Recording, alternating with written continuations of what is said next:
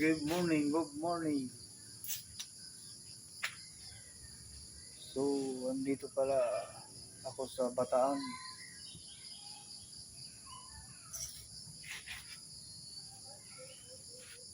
Request na kung ikayala na puntahan ko daw.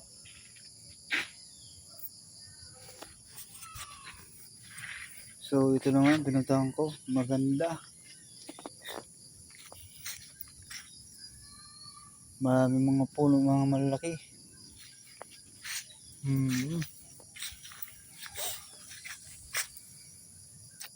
Malayo sa baryo. Lawak.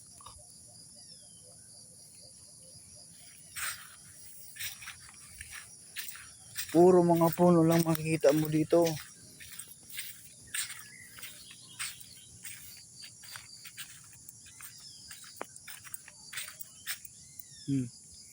Mga manggata to.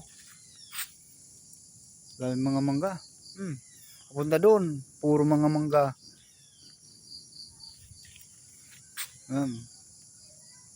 Ito yung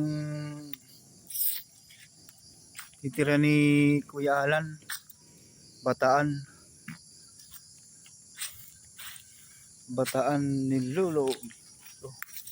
Ay, mga malawak yan. Mga kawan. Yan sa ano pala.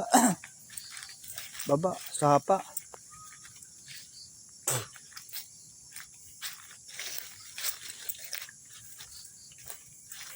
Maluwang. Kaluwang. Puro mga mangga yan ang mga tanim.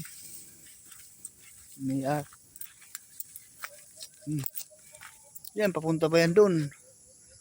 Kainam naman, kaganda niya. Binakod. So, hindi talaga makakapasok sila. Kahit anong pasok nila, hindi talaga sila makakapasok. Dahil mataas. Ang taas ng bakod niya.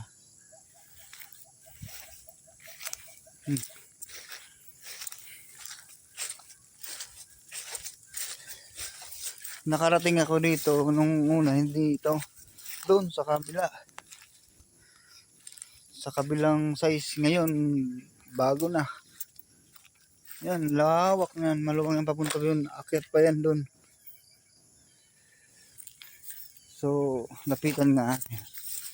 Na makita na.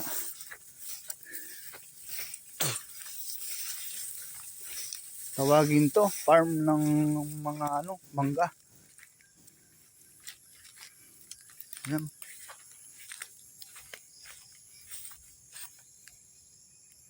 Lawak nga. Dito na siya guys, nagtanda. Sa lugar nito, Bataan. So malawak nga. Yan. Puro mga puno talaga makita mo mga mangga. Ito yung sapa. Hindi na tayo pupunta doon. May alakonda na doon eh. Yung nakikita niyo yung bakod na yun. Palibot na yung mangga. Puro mangga yung tanim.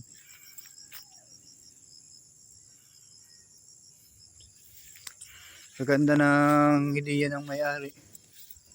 Mangga talagang ginawa niyang farm. Kasi mainam naman yan. Kasi gawa ka ng farm. Talo ka. Yung mangga, walang katalo-talo. Alagaan mo lang ng alagaan yan.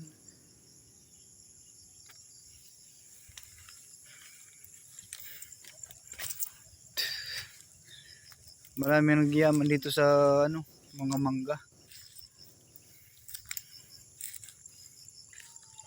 Pare lang dito, lupa ang kailangan mo. Yung iba nakapundar na. Maluwang yan. Tsaka kailangan may tao ka magbabantay. Maluwang.